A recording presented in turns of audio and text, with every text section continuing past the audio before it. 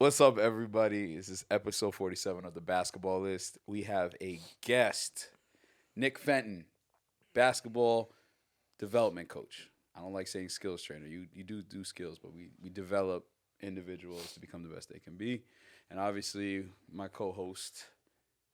Ralph, tour Ralph, you know, guy behind the camera most of the time, but in front of the camera for this. So Ralph, very excited to Ralph have Nick is, here, yeah, honestly. my fault. Ralph's come out of his shell, guys. If you haven't followed him on TikTok, he had No, 10K. no. He doing all this. 11K.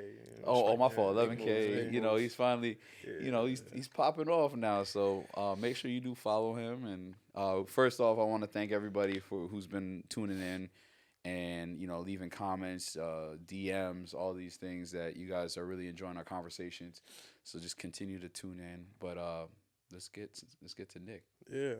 And also too, like all feedback, whatever, and like Jordan, I know was on twice, but Shake was on twice, but it's he was a guest. But if you want to see more guests or you want the same guest to come back, like just let us know. Like we're down for whatever. We want to keep doing this, so we'll have any and everybody on. So just let us know, DM us, and Or if you want to be on the show. yeah, we get on and we could talk ball, we could talk whatever. So We can Yeah. talk ball. We can keep it a ball. We're not these regular podcasts.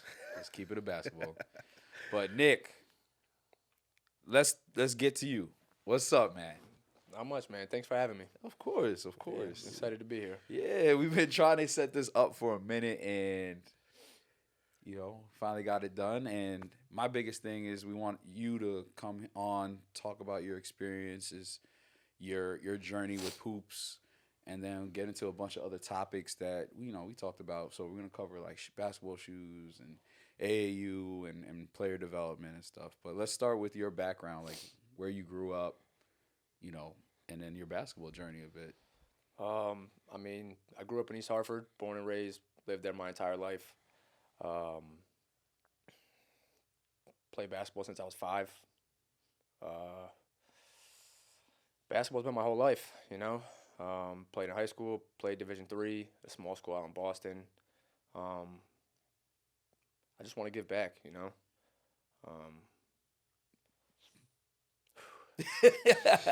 need a minute. So, just to give a little background, so I met Nick at Revolution Basketball. No free promo, but Yeah. yeah. So, but I like when I saw him and met him, like just watching him interact with the players, like I knew like he was in it for the right reasons, and that's somebody. And then we just got real close, and we've done a lot of camps and clinics together, and he knows what he's talking about. He studies the game. One of the illest players. I got to play with him, play pickup a couple times with him, but one of the illest passers out there. Like I could stand on that. So I could only imagine if there was film and highlights, he would have been one of those ill hoopers on social media with his passes. But There was no cameras back in the day, There wasn't these highlight tapes. man, and yeah. So, but again, just talk to us like what's one of the biggest things if you had to go back, like one thing that you could have tried to do a little bit differently on your path to where you got to? Like playing career? Yeah, playing career wise. Shit. I would have. I don't know if I'm allowed to. Yeah, curse, that's but hell great. yeah. Yeah, What? curse. Yeah, Come on, dropped a man. bunch of F bombs. Yeah. It's me, bro. You curse. Hell yeah. I feel like for me, like in high school, I feel like I put in a lot of work. I would have probably put in 3 times the amount of work I put in. I lifted a little bit here and there. I was in decent shape. I used to play ball all the time, 4 hours a day, but I would have played more. There wasn't the same training. Like there wasn't trainers. I didn't have access to anything we have now, but I would have just spent more time at the park focused on certain things, certain aspects of the game, instead of just being out there playing all the time. Yeah. 'Cause that's all I did. But yeah, this is what I'm going to talk. Since we're in conversation flow, I think that's what's lacking in today's game, though, right? Like a lot of these kids and players don't go out and play. Yeah, now and it's the explore. opposite. Yeah, like go ahead. Yeah, no. I was gonna say like, but your creativity and how you became a hooper, the way you play, By trying stuff. that came from Yeah. you just be out there and playing. Yeah, no, 100%. I had to, like, again, I didn't have a trainer. I had to go to the park. I had to try moves on my own. I had to try them against older guys. Like, I used to try to do up and unders. I would try and do 360s at the park, and I'm only 15 years old, and I'm trying to do 360s against defenders just so I have that ability to hang in the air and make crazy layups. And it's just about like you said, these kids, all they do nowadays is train. They don't get out there and play. I don't know any high school kids that go outside and play pickup. Okay. Honestly. So, and because you guys are both trainers, skill developers, Player development player coach. development I, coach. I like to. Nah, hey, listen, you label it what you want. You guys are a big influence in a lot of kids' life on their journey, like spiritually, mentally, physically, as far as basketball. When do you think it is important to have like a trainer? Because like you said, a lot of kids are just training. Like I see a lot of kids that they could go through the cones, do all that through the cones, but then like they get in the game and like they really don't do nothing that they train on. So like when do you think is a good time to implement a trainer, and what is the balance between training and actually like real life application? Personally, I think the earlier that you start working with the trainer, the better, especially on the girl side, because if you're doing, like if you can learn to go through the legs behind the backs, you're already a step above a lot of girls in high school basketball. But just in general, like the earlier you start working on your skill development, like the better off you're going to be, the earlier you're going to add those things to your bag. It takes a while to like transition to game, like getting that to like transition to the game. Again, especially on the girls' side, like, you see boys, they go out there and they'll try different things all the time. But like it's different for everyone. Some girls, some boys, they can just learn a move the next day, go out and do it in the game. Some kids, it takes a year, 2 years, and then once it clicks, it clicks. You know, it's not a set time frame. Yeah.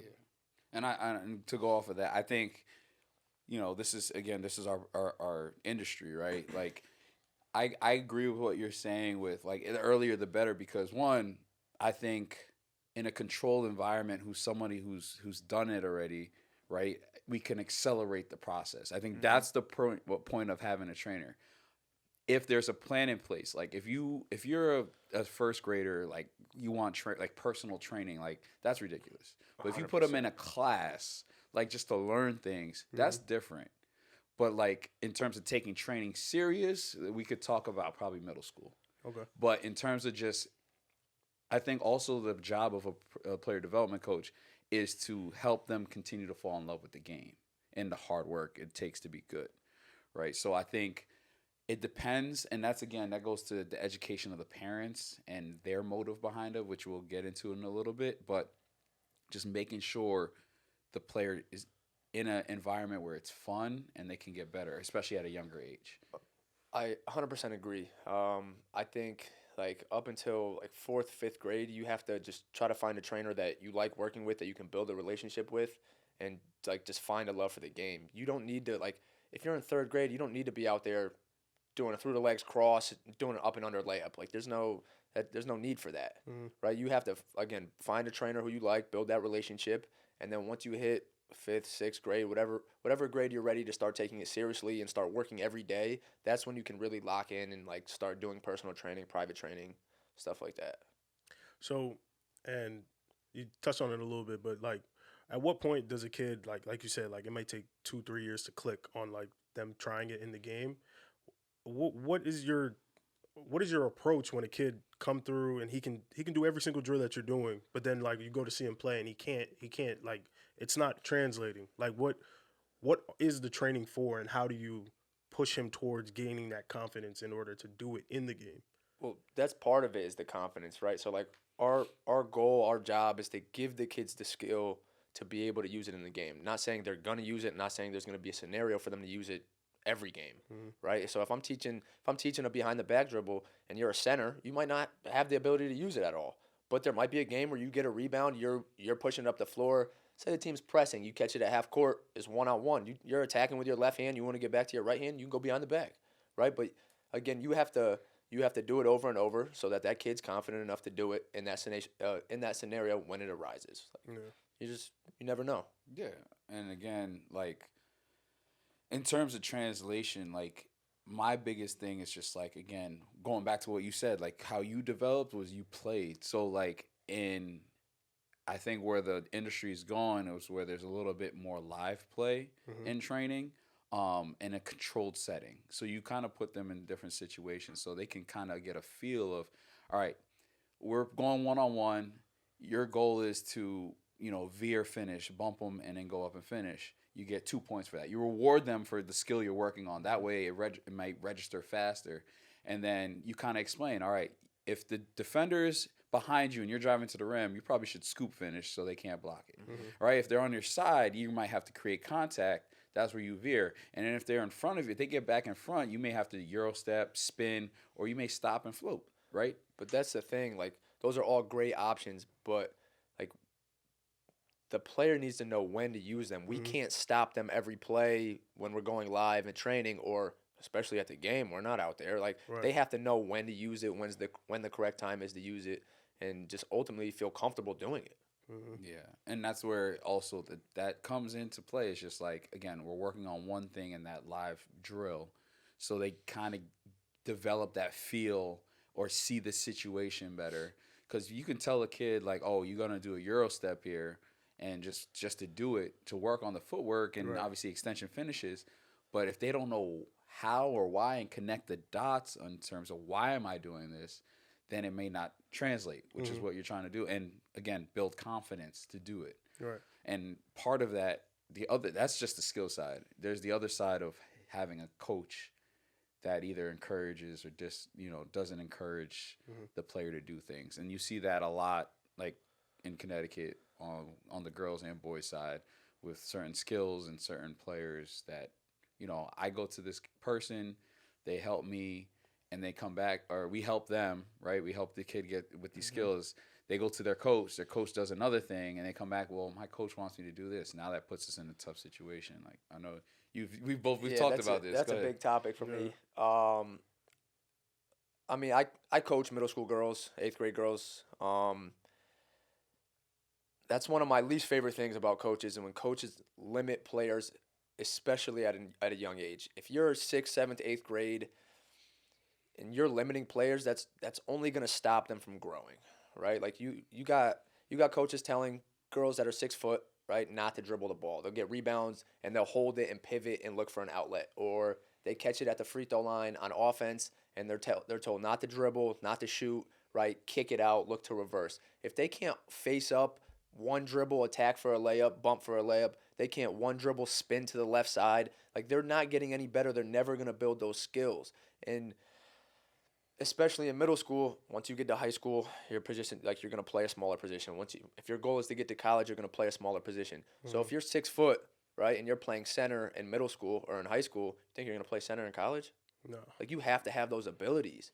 So coaches limiting those players, that's like one of my biggest pet peeves. Yeah. I tell, like, again, I coach 8th grade girls.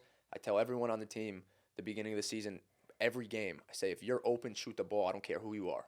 If you're open, be confident, knock down shots. So when does it become, like, kind of like, forget what coach is talking about. Like, my trainer or my dad or my mom is telling me, like, I should be able to do these things. Like, what is the balance between that, where, like, kids should be like, oh, like, okay, like, I know coach is telling me not to, but, like, I can do it. This is a tough question because, as you guys know, like, I was a coach at a prep school, and I had to deal with that. I had to deal with the parent, and then I had to figure out how to let kids do things, make mistakes, and try to be confident with it, but at the same time teach them where, like, hey, this is not the right read. This wasn't a good shot. And then, the rule is 3 strikes, you're out. Like, I got to bench you now because you got to learn somehow. If you're not listening and processing how I'm coaching you, you also have to, sit on the bench. And then on top of that, and then you have the parents on the backside saying, oh, your coach doesn't know what you're doing. Doesn't know what he's doing. Like, you need to do this. That's where it's like, I think from a educational standpoint, that parents also need to understand, as much as they may, do research and stuff, you entrusted the kid with your kid with the program. And the coach that's involved, right? If you don't like that, you shouldn't have put them in that situation, right? The kids don't have that power to do anything. But as a parent, as the guardian, you do that. So I think, again, it's just trying to find that balance. And then even having, I know coaches don't like talking to parents, and, trainers don't like, I don't reach out to coaches. Yeah. But I also always tell the kid, like, hey, if, if your coach is telling you this, you probably have to do it because I don't want you to be penalized. Yeah, right. Yeah. Right. That's. But I within reason too though, because I don't want to make it seem like, oh yeah, you should do whatever you want. Like, nah, like if you're actually like working on it and like you've shown that you can do it, that's what we're saying. We're not saying like, oh, like you only shot like 3 threes on the year. Like I want to start shooting threes now. That's not what we're saying. We're saying like if you've been working at a craft and doing something with a trainer, with a parent, whatever, on the side by yourself, and like it's something that you really think can like take your game to the next level, it should be something that you should be free to do, and you shouldn't feel like constrained within something to do it. Like if I catch a rebound, like he's saying, and like I know I could dribble, why would I just stop and pivot and look for an outlet when I could at least dribble to 3/4 court? It's okay to like to show like a little bit of flashes or something, because then the coach might say, "Oh no, I've never seen that," or he might get mad. Either way, the ball advanced at some point. So it's like you can't be afraid to make mistakes in that sense, because like either it's going to be in your benefit or without your benefit. Somebody might see something, or somebody, even if it's not your coach, somebody else might could be an AAU coach in the stands, be like, oh, that kid could actually kind of dribble. Like they don't use him like that, but he could actually kind of dribble. I want to see more. So I don't think you should be confined within your parameters on the team. I think you should try to play within the team system, but also still play your game. I mean, again, I think this definitely applies to younger kids, because once you get to college, like you have your role. Yeah, you right? know You what you have your role. are. You know what you're there to do. You might have a game where you're hot or you're doing stuff. You're doing a little different stuff a little bit differently. But like, I try my best not to butt heads with coaches. Right? If a coach is telling a player don't do this, we're still gonna work on it. I'm gonna say if he doesn't want you to do it, like try your best to do whatever you have to do to get playing time, to play well. But like sometimes I get kids that come in and say coaches don't want them to do floaters.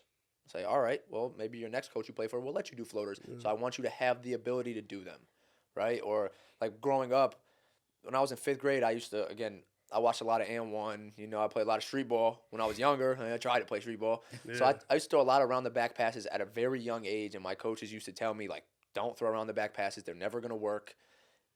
And I just kept doing it. Right. Like, they worked. And then eventually I got the freedom to do it.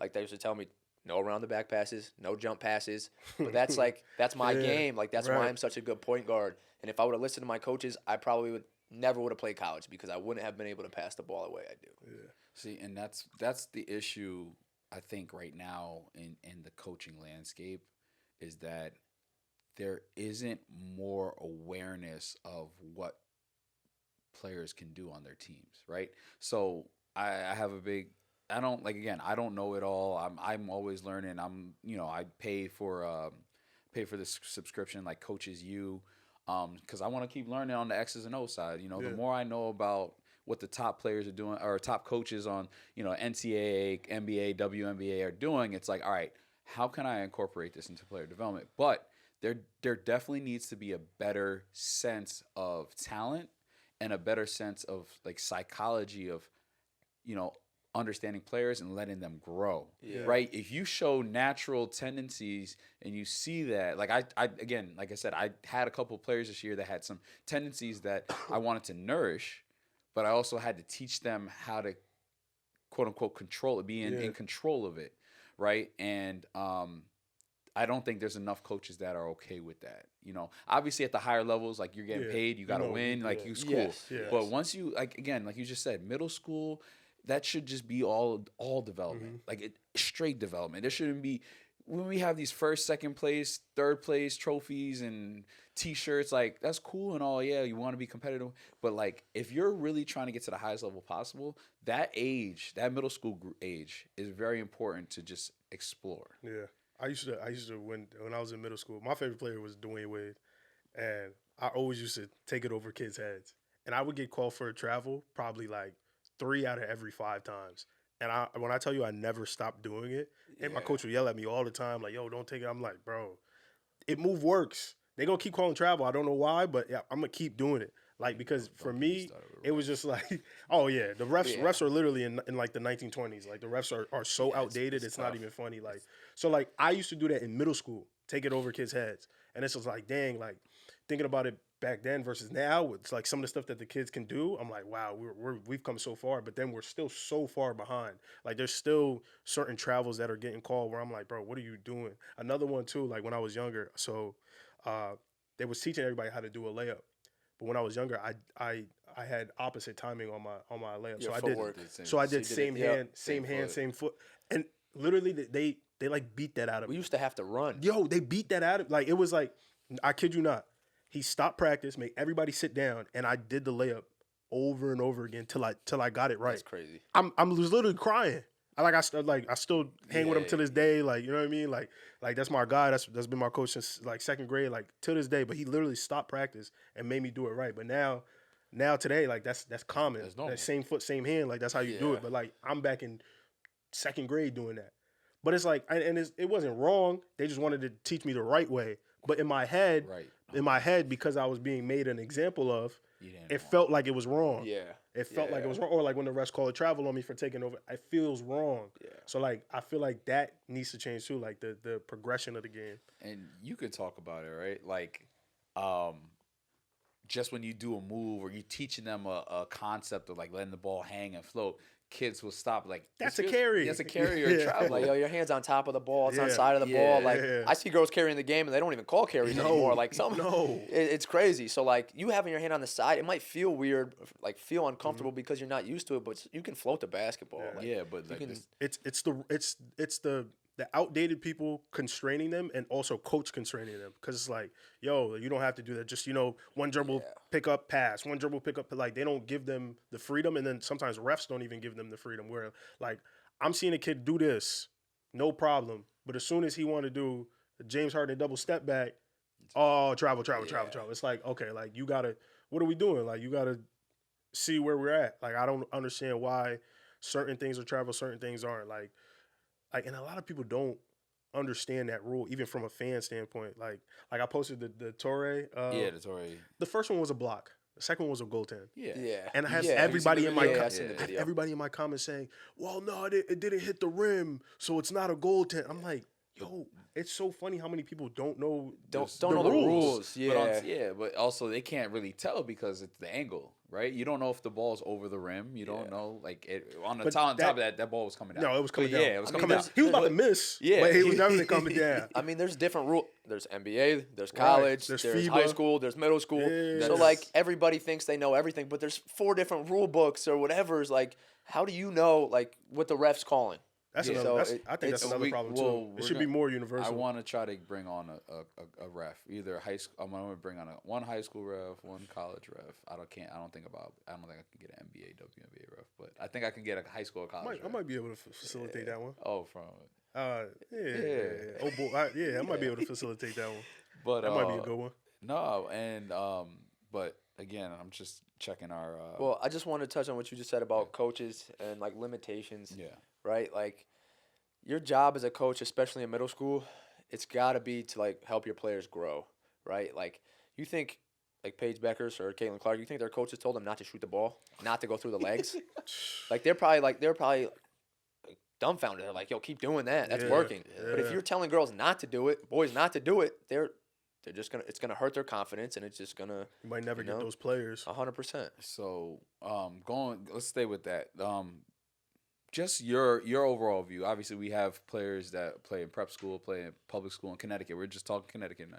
Like, what have you seen? You've been to a lot of games the past couple of years. A lot of games. So, what have you seen on the like, in terms of what needs to be better in Connecticut? For, like, Just in general, like, outside of the fact that I think, I might get crucified, but I think coaches need to have some sort of certification in terms of just understanding kids' psychology and actually studying the game a little bit more outside of that. But what have you seen? Because I haven't been to, outside of my games I've coached, what have you seen? Because you've seen different areas in Connecticut. Yeah. I've been to a lot of basketball. Again, I coach. I know I'm not the best. I'm not knocking anyone. But I've seen a lot of bad coaches. Yeah, that's fair. That's fair. We talked about that last time, right? Like, you can't expect players to develop and learn stuff and gain IQ when you have bad coaches. And my biggest take, basketball is a game of adjustments. I've seen teams come out man-to-man, go down 20, stay man-to-man the whole game, right? I don't know if the other team again, I'm not the coach. I didn't scout the other team. I don't know if the other team has shooters. I don't know what they have. But if you're going man-to-man and you're down 20, you have to try something different. You have to adjust. I've seen so many games where coaches don't make adjustments, and like it's crazy to me because that's the game of basketball. That's what the coach is there to do. Your players are there to play. You're there to coach them and adjust to the other team and what they're doing. I'm gonna play devil's advocate on that. I want to, right? Okay, because well, I went to go watch a game. No, I hear you. Because I went to go watch a game. Yeah. And I had seen the team a little bit before. Yeah. And they had a press breaker. Yeah. God. And so Stop. Don't do nah, I have to. They had a press breaker, right? Yeah. And press was dog shit. Like Yeah. they the press breaker didn't work. Yeah.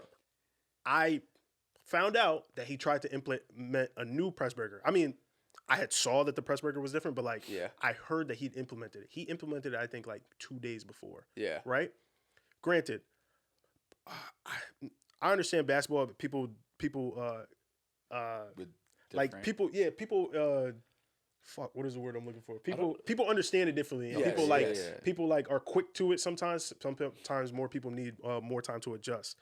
But I saw probably the worst press breaker I've ever seen in my life. So and you're saying it was the players, and what like the coach was trying to adjust, I think and the the players coach was couldn't trying adjust. to adjust, and the players couldn't figure it out. But I also felt like they didn't even get the first one down. So why did you change to the second one? You saw a couple games. What They level? haven't- What level is This is this? high school. High school girls. High school varsity. Yeah. Yes. All Bro. right. So, I mean, that's another thing. How are these girls getting to high school varsity basketball knowing- without any knowledge of how, like a coach drawing up a press break on a board and not being able to go out there and run it? Yes. Right. So if you have one press breaker, right? Again, but this is probably the end of the season. No, like you should have Mid. It was like mid. Okay, I mean, but You you should should have more than one. at least two press. Again, Yep. in case something doesn't work, Yep. you have to adjust, right? But again, if you're a varsity level player, boys or girls, you have to have the knowledge for your coach to draw 4 X's, and you go out there And do it. execute. So I'm not Yeah. saying it's all on the coach. Yeah, correct.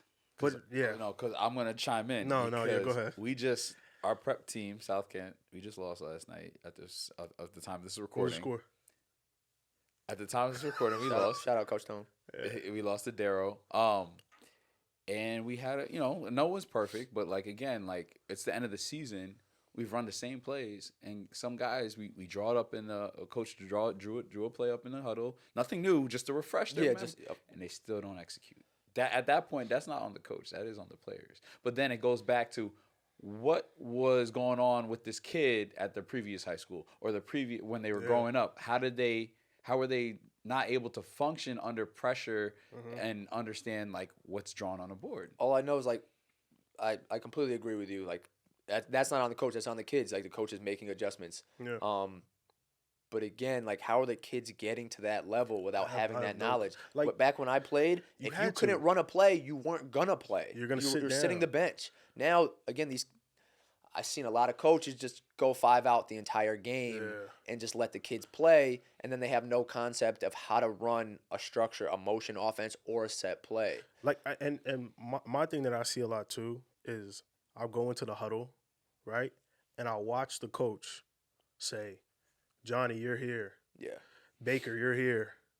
Bruce, you're here. George, you're here.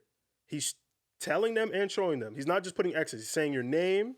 He's telling you where you're sitting. Y'all know that the board it mirrors a basketball court, court. right? Okay, so cool. So he's not only telling you your name, he's telling you where to stand, and he's telling you what to do, and he's drawing it. And it's a minute. It's a minute. You got a and minute, full time. literally, they sit there, they look at it, they go out there, and then they don't run it. I'm like, oh my God, what happened? Okay. What happened? Can we go to this? I think again, I'm not blaming the coach there. This goes to a little bit to, and again, this might be also controversial, but like when 2020 happened with COVID, obviously we were scrolling a lot. So now we're seeing. I think I could be wrong. We're seeing a little bit of residual effects of short-term attention, and where like they're used to scrolling and not being focused on something for more than 5 to 10 seconds. Yeah. They can't. It's crazy to me. I just want to that coach sounds 99 times better than most of the coaches I've seen. I've been to about 40 games, and the majority of coaches, not all of the coaches, some of them are good coaches. The majority of coaches, some of them don't have a clipboard, right? And I've seen some coaches run the same exact offense the entire game, whether it's a press break that didn't work and the team had 27 steals, right? Whether it's the same 5-out motion on offense. I've seen it, and it's just so again. I think there's both aspects to it. But me personally, the games I've been to, the coaches haven't given the kids the opportunity to mess up because they haven't given them the adjustments. Okay. And I think that's a level of trust and it's almost like you actually don't believe in your players because you don't think they could do it. Because like if I don't give you anything to do, then it's just like, oh yeah, like I know y'all ain't on that. Yeah. Which is sad because it's like you could have a really good some of the more well coached teams compete even if they don't have the players because they're well coached and they have the IQ. They have the IQ to do like I know like okay that's their best player. He's super athletic, but if we get up into his dribble and stop him at half court, he can't kill us from the foul line down. But if it's just like we running this little press and he keep blowing past us, like what are we supposed to do on that? Yeah, I think that again that goes to the psychological part of like coaches understanding players and trying to get. That's why you got to build relationships. Yeah. Like just like a lot of this stuff is relationship based from player development, right? 100%. If a kid trusts you. He'll do whatever you say. Yeah, and they will learn faster because they believe what you're teaching them and they believe you're trying to help them. Right. That's why the issue with coaches, though, if a player don't feel like his coach got his back, the player don't know what to do. Bro. And let's not even get into like on the coach side. I know we're gonna talk about confidence in a little bit, so I feel like we can touch on it again. I just wanted to say, well, this just has nothing to do with confidence. I just wanted to say that like. I feel like kids are switching teams too much, and they're having so many different coaches.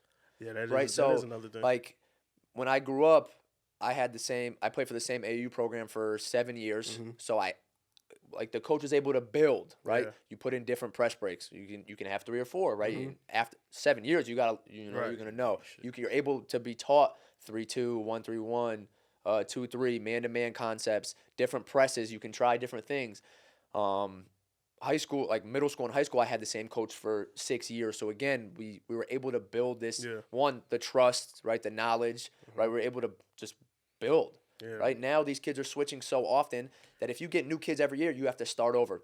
Do they know how to play? Do they know how to do a 1-2-2 press? Do they know how to do a diamond press? Do they know how to play 2-3? So you have to keep reteaching this stuff instead of building and giving these kids more knowledge. So I mean, and I know we bashing coaches right now, but I just another thing that like you talked about like earlier, like if Nick had the film, he probably would have been one of them players that you see like like college basketball mixtapes, whatever. But that aspect of having film and being able to watch the other team, Abdul Torre, right? Arguably the best player in Connecticut, 5-star, like. Going to go on to do amazing things. Just won SEC Player of the Year. He's the all-time leading scorer for Notre Dame right now. West Haven. They run that same backdoor lob play every single game. I've seen it stop twice. So you know what that tells me? You have 2 good coaches out there because there's no way they've played 25, 30 games, and there's no way they should be executing it every single time. Don't get me wrong. If they flip it. If they run it later in the game, whatever, blah, blah. Yeah. You flip it, whatever, but... No, but that's what I'm... Okay, like, if you're expecting it from one side and they, like, stagger it or do something else to, like, hide it, cool. Like, that's an adjustment. That's a good job by their coach. That's what you're supposed to do. I've literally seen it from the same side, from the same player, from the same lob, from the same... And if y'all think I'm lying, go to the Notre Dame West Haven Athletics page, and you'll see that same lob. Number 2, Who do they play next?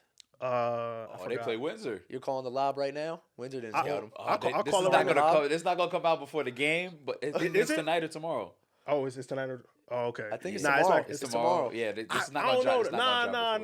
No. I got to give my boy Coach Ken Smith a little... I think they're going to do it. What's the date? What's the date today? Today is the 6th. All right, we're calling it now. The lob's gonna happen. Nah. I got you, Smith. Coach Smith, I got you. Nah, they ain't gonna throw that lob. They ain't gonna throw that lob. Hey, he gonna lock it down. You think so? At least that from that play. He gonna catch a lob. No, I'm saying that play. I think is gonna happen because of Windsor's young. Windsor is young. They're very young. So I don't know if, again, I'm not in practice. I don't know if they're working on help side defense, rotation bumps. They're playing at University of New Haven. I just saw it. It's a neutral site? It's a neutral site. I thought it was only University third of New round. Haven is not neutral.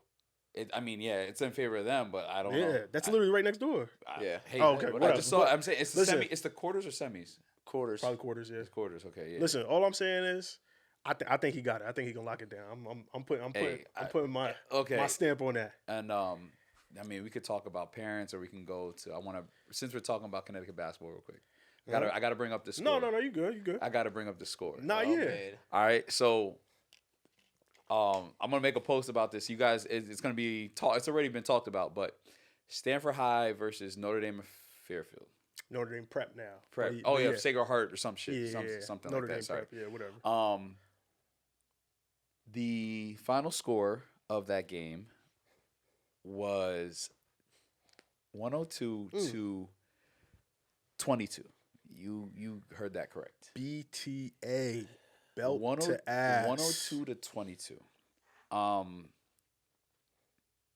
But hold on, before you even talk, halftime score probably like They're down 50 to 40. 5 or some shit like that, right? 50 to 5. We don't know. We don't know. Okay, But like, okay. what y'all saying in the locker room? Y'all both coach. On which If we're losing Stanford team, High, if we're Stanford High. What y'all saying in the locker room? honestly, like I can't give you an accurate answer because I didn't see the game. I don't know what's happening. But no, I'm saying But you down hypothetically 40. you're down 40 or Y'all 50. down 40. What are you gonna say? Y'all down 40 and y'all ain't scored 10 points yet. We got to draw some fouls and get to the line. That's smart. We have to find a way to put some points on the board. Yeah. They've got to be pressing us, right? No, they pressed the whole game. That Yeah. was, Up 40, 50, 60. yeah, They I pressed heard the whole about game. that. Yes. See, he heard about. He's in the A60. He heard about that. This is being talked about all across the state right now. I think that's a little crazy. I think There's also a personal vendetta from what I heard. But anyway, I think like up, even personal vendetta. I think up 40. I think that's the max. I mean, I probably wouldn't press up 25, but I think up 40. I think that's good enough to stop pressing. But at the same time, though, we're talking about varsity basketball. Yeah, Why the fuck can't you not break a press? beats me. that's what I'm saying. I shouldn't cater to you by taking off my press. Yeah. Don't get me wrong. Obviously, like I probably would have took the press off too. Up 40, he OD'd. He OD'd. But at the same time, you can't break it. Hey, bro, we ain't getting out this press. Yeah, we ain't getting out this press. That's on your fault. Like we just talked about, why adjust when it's working? Exactly. But another thing I heard is like, true or not true, he had his starters in the whole game. He had him That's for what a I while. heard. So I don't. For a while. Again, I don't mind the pressing, but at least put let your subs get some burn. You know what I'm saying? You're up 60. Nah, yeah. Let your subs get some burn. You can keep pressing, play your game however you got to play it. Yeah. But I think you can let your subs get some burn. Let your JV players, whoever's setting up for the tournament, get some burn. I agree with that. I do. I mean, like again, I would have probably put the bench in at like 40 points. But then again, though, I'm trying to send a message though. They JV kids was probably busting their ass They too. sent a message, all right. They JV kids was probably busting their ass too. Like I know Saint Bernard's and played prep, Well, and they JV was Yeah. so whooping that their game, ass. you They saw that score for starters that game? No. 97 to 45. 41. 41. 97-41. Yeah, that's not that bad. But- I've seen some. but 50, like- I've seen some 50 point. But like think about it. How much you think they took their foot off the gas? Obviously Notre Dame They prep was ain't taking no foot They off was the trying to gas. get 100. Yeah. They wasn't trying to Yeah. get 97. Like it was to the point where I ain't watched most of it, but they was probably letting them score so they could get back in transition. It was probably okay. They scored inbound. Yeah, Like they trying to get up and down. And my thing is, there's a couple things that I think is that could be better, right? From the winning team, I think I would have put my bench guys in a little earlier, and I would have took off the press a little bit. I would have just worked on my man-to-man defense principles in the half court, right? Just again, use this as I agree with that. You work on something that you're not good at. And Your then- presses work so for the first 30 minutes of the game. You have 80 points. Try 1-3-1. Try something that you might need later on in the tournament. I agree with that. I Yeah, agree like with that. that's what I'm gonna do. That's what I feel like could have been better on the winning side. But how much of a bump are you getting though if they can't even score 10? You Hey, see what I'm saying? but- like if, in the other game in the other scenario versus prep, I'd probably be like, all right, yo, let's work on our boxing one, or like let's work on our diamond and two. Do you like know what defense? The losing team. Do you know what defense they were playing? They're probably man. they're probably in man. there. Yeah, They're probably in there. even if they was in zone, clearly it wasn't working. Yeah, but that's the thing. Like you asked me what I would do as a coach. I'd say maybe try zone, force them to shoot outside shots, get rebounds, and then they can't press. But like that's the only thing I can think of. But I just want to know how many adjustments that a coach made. I'm not saying I'm definitely not blaming him for losing by 80. No. He can't put the ball in the hoop. What? Yeah, he's not playing. Yeah, no, 100%. This goes into my other points on this side, right? He could have prepared them better. For their press? Yeah. I mean, I prepared for when we played against Windsor a lot. We used to do 7-on-5, and we had to break their press. You could have tried something. I don't know if you did. But that's what I'm saying. Like, you could have probably, if you watched the film, we talked about this. Yeah. If you should know who the strong players are, who's like the defensive guy on that team. This was the Division I tournament, right? And that's another problem with Division I. There's only like, what, 16 teams? Yeah. So everybody makes it. And the skill gap between you're supposed to be top tier. That's why you're in Division I. But that's what I'm saying. The skill gap between the 1 and 16. I think there were two 2 and 15. Yeah, there were 2 and a 15. Either 2 or 3. Actually, no, there were 3 because St. Bernard's was 2. Oh, there were 2? So they were 3 seed. Yeah. Versus the 14 then. 3 versus 14. And the skill gap between you can't tell me it's bad. 100. That's basically 100 points. Yeah, that's ridiculous. Yeah, no, it's crazy. The skill gap is 100 points. And you don't have a 6'8" big. Yeah, I know. I thought that's why they switched it from. I thought that's why they switched it from Class L, Double L to Division so that there wouldn't be this gap. The gap is crazy. Even that one year, I was confused. So you have to find the best 16 teams and put them all in Division I so that doesn't happen. That's what I think. But I think they said it's like school size or whatever. No, it's not by size anymore. Now it's by now it's by skill. Because West Hill was Division I last year. They were 0-16, or it was 2 years ago. There was 0-20. So if you have and they played Preston in them. So if you have a bad year, you drop. Like it goes off your regulated. It goes off your So they regulate it. So how did this team make it Division I if they're not good? Is Windsor in D1? No, they're D2. How are they in D2? Because didn't they win last year? Their past 3 years, their record, like that's what they do it by is their previous record from the past couple years, and then they figure out who's the best teams. Like they calculate the wins. So Windsor should be moving up next but year. It's also like like strength of schedule stuff like that. Windsor's got to be D1. No, they're playing. No, they're D2. That's what I'm saying. D2. How they playing Notre Dame of West? Then they have to. Are you sure they're D1? They got to be. They was D2 last year. So if they did move up, then okay. You said they won it last year. I think so. So if they won it last year, they would move up. They're D1. Okay, they're D1. Okay, cool. So yeah, if you win a state title, you move up. So you have to win the state title? But you can also, if you're 20-0 the last 3 years, I'm pretty sure you're gonna move up. I'm pretty sure that's how it works. I don't know, bro. So like they're trying to do it where like big schools aren't playing the best schools because of size. So they're trying to. I like how they're doing it, but however. Either they had a really bad game or they shouldn't have been in Division I. Like Connecticut's not that big to travel up and down. Yeah, I don't understand why it's really not that bad. Like I think just adjust for it because like prep usually scrimmage Fairfield Prep usually scrimmages Norwalk High. I think this year was the first year that they actually played them, and the game was close. And I'm like, okay, yeah, like that's a level they should be at. Like that should be okay for them to be in that thing. But like prep going to play St. Bernard's, like, they don't make sense. And they should do that on the girls' side too. In all honesty, Yeah. Like shout out to our Jay and Wyndham. They're number 6 in the state. Yeah, something like that. Right now, they play top 10. Top 10. They play tomorrow night. They're 20-1. No, they play tonight. They play tonight. They're like 21 and 22-1. Mm-hmm. Like.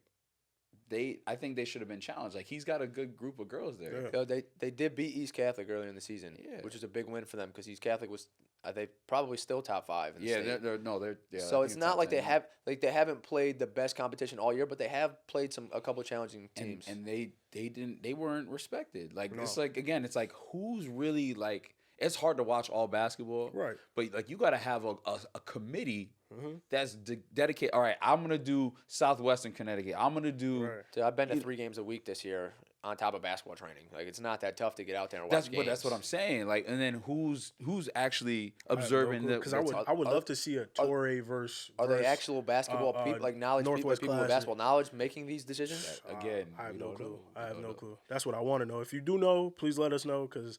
I feel like, and then we have 5 divisions. Yeah. Yeah. But it's the same thing. Like That's a lot. double L, single L. Yeah. That's girls. SM. Yeah, this SM. It's Whatever. essentially the same It's thing, like- except it's their just- girls is based off size of Size. school, and Right. boys is supposed to be off skill and like how good you are. But that's what I'm saying. Why is It there? can't be why, skill if why you're can't getting we? blasted 102 to 22, bro. Yeah, like that's crazy to me. So- Because And I think Stanford look Stanford actually has a solid team, but like they're not on that Well, same so level. maybe my- they drop this- to Division II next year. Here's my 100%. they're gonna drop, but here's my issue. It's like so a town like Stanford, like Norwalk, we have like there's scale tournament. There's a rich history of basketball. Yeah, for so sure. like a lot of people were hurt by this because there's no way like Your you alma maters lose get your smacked like you that. 80. It's Like 80 boys. as That's somebody, crazy. I grew up in Stanford, 80 and I boys. used to and that's the hoop. second round. That's That's what the I'm second saying. round. Like I'm a hooper from Stanford. Like I didn't go to Stanford High, but like seeing that hurt me. I'm like, yo, what are you guys doing? I don't Yeah. think Like, do you yeah. guys take basketball serious anymore? 80 Like in a high school basketball game is that's serious. I don't That's belt. That's not even that. like I've seen that in some college games. Like okay. Be fair, we got my development team. At the beginning of the year, we got blown out by 68. But y'all had more than 22 points though, Steve. Yeah, we did. We What was the had score? Like 40 to 100, something like that. No. We had it was like they scored 119, so whatever Okay. minus 70. So we you had, guys like, are just letting them 40, walk to the 50. basket, huh? But anyway, that was at the my bad. beginning. Yeah, That was the nah, beginning nah. of the year. Like, all right, like, but I had a lot of guys that weren't ready for that prep level. Yeah. It's a different level than public school. Right. That's my issue. That's a fair adjustment though. 100. and that's we a got fair they got adjustment. they got a lot better. If you've seen our scores and who we lost to towards That's the what I'm end of the saying. year. That's like, an adjustment. You've been playing. was You've been growth. playing in Yeah. public league for. There's no Yeah, reason there's- up two. Well, obviously it's not There's a public, private but like school, but- there's no reason that two teams in the same division should be an 80-point game. And again, and you may not be as aware. Like, but this is like okay, we'll compare it to like East Catholic when you were playing. Like East Catholic, did they run the league or were they? No, they weren't. No. It was When I- Windsor. When I was in high school, I'm pretty sure my 4 years there, we were probably 6-4 at worst against East Catholic. Okay. Like that's not bad. we my 4 years there, we beat them more times than we lost. Okay. That's They were always good games though. It was never a blowout either side. but that's what I'm saying. My senior year, we won in overtime. I remember freshman year they got into a brawl. It was like a crazy game. Like every year was a good game. It was never lopsided like it is. But what I'm trying to bring up, it's like that, and then us down here with Trinity Catholic in the public schools. There was never like they would be one of the top teams, and you had to beat them. Sed, They had Eric. even they before you had you know what I'm saying? Tevin, even You see before what that I'm Dave saying? McClure, Like, what they we were talking recruit, about? but the public school like teams Was still were still competing. competing. Yeah, And you had 100%. the private schools had like scholarship kids. Yeah. And they were still competing. That's my issue. Like, I don't- no and disrespect, and low key, it's our side. It's our side of Connecticut. 203, It's right? 203. 203 has been The slacking. A60, obviously the A60 has like teams that are lesser or whatever the Yeah. case may be, but like the skill gap between over there and down here is getting a little crazy. Yeah, like 860. I think the Hartford area is still like. I think back then it was a little closer. Now it's kind of bridging because again, I'm just going to speak on Stanford. I think basketball is gentrification a thing? Like with basketball, is that too much? I mean, Let's just nah, say- you can say it. Like I think like it's not as supported here. Mhm. It's more baseball, lacrosse, soccer. Like that's this area. Yeah. Yeah. A little bit, swimming, like gymnastics, like all that stuff is mainly support. Basketball is almost a second thought. Even as far as like gym space and stuff like that too. Yeah, Like well, I feel like there's way more gyms up there that you're able to get into access wise there's rather gyms than down everywhere. here. and then like there's a bunch of training facilities up there, up that way. Like literally all the training facilities. Like one of my dreams is to have my own facility one day, or even partner up with somebody, Nick. But it's more the fact that like there's nothing down this way to help kids get better. Like there's maybe Milford. A couple. There's a couple, but listen, I don't got no access to it. So if you got the access and you want to give the access, let me know. You know what I mean? We got a bunch of stuff that we would want to do with kids, want to do with stuff to give them an outlet. But it's like I do feel like even for me to just go play pickup, like There's nothing. like and if there is something Is like there it's pickup in being Hartford? gate, Oh, Yeah, there's runs all the it's time. being gate capped or it's being There's whatever. runs. Like you know what I mean? Like it's like it's hard to go. I gotta bring back the know that runs. I mean, Jesus, where you you're gonna not ready play for that. at? That's a great point. Where you I don't gonna have play a at? gym. I don't have a We gym. gonna Yeah, play at? honestly, if I wanted to play pickup, I could probably find pickup every single day of the week. See, that's That's sad for us. and like no shade to LA or nothing, but like, bro, I don't want to go to no LA, bro. It's too expensive. It's too. You know what I mean, But it's not even like that anymore. When they first LA That's what I'm Fitness used to saying. open, like first open up down here, like in this area, like everybody used to go there because that was the only Yeah. indoor gym we had. Right. Yeah. But it This is what it is. I wanna transition. You know what I mean, Nick. If y'all don't know Nick personally, Nick probably got one of the best sneaker games You got a whole shoe vault, around, whole shoe vault. and so He don't like talking about it. Yeah. Listen, he like- got He said, "Oh no, he got shoes. Like if you train at Rev, you know he got kicks. So I wanted to talk about Nike a little bit and how they dropped during the All-Star game. They dropped the Black Label pack, and the Black Label pack had the Sabrina 2s, the Giannis Freak 6s. They dropped 2 versions of the Ja 2s. They did a scratch one and then like a Sarkovi crystal one. That one's like very limited. That one's like 500. They dropped the Nike GT Cut 3s, the KD 18s, the Book 1s, and then the Wemby GT Hustles. Make sure when you clip this on social media, You put all the shoes on. I can't do that. I got you. Yeah. I got you. Anyway. So yeah.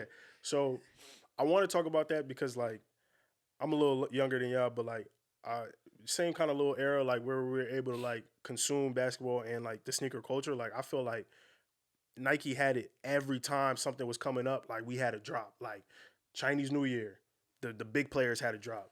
Black History Month, the big players had a drop. The All Stars had a drop. Like Breast Cancer Awareness Month, like they had the Aunt Pearls. Yep. I feel like we've gotten away from that with Nike, and we haven't seen a bunch of those, like just that marketing of the shoes. But seeing this Black Label over the All-Star break, I was like, oh man, like it made me feel like a kid again. Like it made me feel like, oh man, like is this back? So like I want to ask you, like what do you think this is going forward, and why you think like it's kind of fallen off since like I would say like 10 years ago? I think just like everything, I feel like the sneaker market is just oversaturated. There's so many different companies, so many different players. I know you have the list, of just that have sneakers. Yeah. So like it's so hard to keep up with. Like, where do you buy them? What country are they coming from? Yeah. What brand are they? Like, there's so many sneakers everywhere. So like really, most kids nowadays they're not looking online to get whatever the most popular shoe is. They're just going to the stores, and whatever's in stores, whatever's easiest, they're buying. Yeah. So do you think like this is something that Nike can continue like they used to do in the past, or is it something just like it's gonna be whatever? Like you're not gonna know. Nike like, can when do it whatever is? they want, man. If they want to be on top, if they want to be number one, they can. Like it's 'Cause that's on them, man. So like, it doesn't even matter if I feel like they do these drops, these packs. it doesn't. I don't think it matters, but I don't think they promoted it enough. Like I didn't even know. I probably would have bought a couple pairs. Yeah. To be honest, like, I like the pack, but I didn't like. There was no promotion for it. There was no nothing. I think There was no hype on social media. I think, but the issue is now, right? If you think about it, like their social media, like back in the day, like when shoes dropped, even right before like Instagram and Twitter and all these other social media companies kind of evolved and upgraded to being able to promote some more stuff. Like it was just like word of mouth, or like it's just you hear through the internet. Like you would search it up, and then you gotta be and you gotta be ready to go on the website and order it. And like obviously now people have hacked that, but like there's no exclusivity, if that makes sense. Meaning like everything is so public and everybody knows everything now. It's like it's coming out now. I mean, we'll still get it, but then you know. I think after you saying that, I think StockX. Yeah. I mean, I love StockX. Right, I buy stuff off there. I don't pay crazy prices, but if I get something for a decent price, I'll buy stuff. But there's nothing's exclusive, right? When shoes came out back in the day, if you didn't get them, you weren't getting them. You weren't getting them. all. Now you can go on StockX and pay whatever you can afford and get any pair of shoes. I just looked up Jokic's shoes. I was looking up Austin Reeves shoes. I can go on there and buy them right now. Yeah. And they might have came out 2 years ago, right? So if back in the day, a shoe came out 2 years ago and I didn't have them, I wasn't getting He them wasn't getting until them. for another maybe 6-7 years until if they came out again. If they came out I again. wasn't like unless you knew somebody who had them. There was Mm-hmm. again there was no social media. There was no StockX. There was no reselling market. So now you can just pay for whatever you want. Yeah. And- I think another thing too is that like teams and like parents or whatever, like because like kids are getting so many shoes, I feel like not the need for shoes, but like you don't really get that same feel where it's like, oh my God, these are coming out. It's like, oh yeah, like I already got 3 pairs of GT cuts. Got I don't 8 need pairs another. of Kobe's, I don't yeah. need another pair Yeah, of GT like- cuts. Like it's the surplus of having so much stuff that you really don't need them, and it could be like, oh, like I don't really need that colorway because like I have 4 different colorways of that, and they kind of look the same as mine. So why would I get the same ones? I'm different, man. When I get a pair, I still get really excited, man. no, see, but that's wait because for you're a those- true. I You're a check true every day to see sneakerhead. when they're getting delivered, man. Bro. I can't wait to go put them on. See, Absolutely. Yeah, for me it's the same, but I just don't